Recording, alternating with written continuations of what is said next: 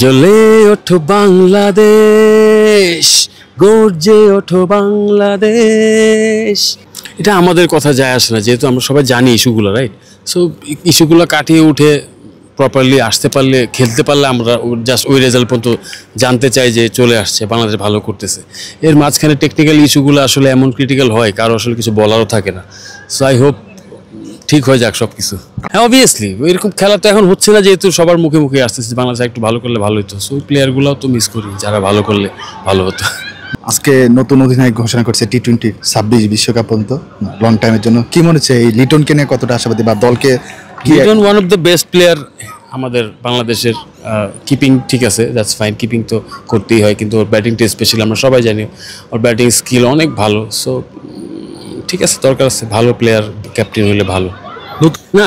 Gradually কারো না কারো তো ছাড়তেই হবে, একটা জায়গায় ফিক্সড করার তো কিছু না। এটা তো ঘুরে ফিরে সবার কাছে আস্তে আস্তে দায়িত্ব ট্রান্সফার হবে, অভ্যাস করবে ভাইস ক্যাপ্টেন্সি থেকে, দেন ক্যাপ্টেন্সি আসবে।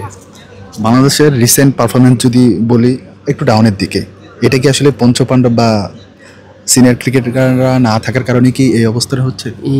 এটা নিয়ে আমি কিছু যদি বলি অনেক ডিটেল বলতে হবে, কারণ হচ্ছে আপনি যদি 5 জন পঞ্চপাণ্ডব বললেন, তো 15 জন ব্যাকআপ পঞ্চপাণ্ডব, এরকম আরও 2টা সেট আপ দরকার ছিল, তাহলে এটা দেখতে হতো না। এটা করতে হলে আসলে বিসিবির কি করা উচিত? আপনার তো ক্রিকেট ফ্যান, আমাদের কিছু বলার নেই এখানে, যেহেতু পঞ্চপাণ্ডব ছিল ওই সময় আমাদের বাংলাদেশ ক্রিকেট অনেক ভালো করছে আমরা দেখছি। সো ওরকম 2টা সেট আপ আরও লাগতো, তাহলে 15 বছর যাইতো অথবা 30 বছর যাইতো।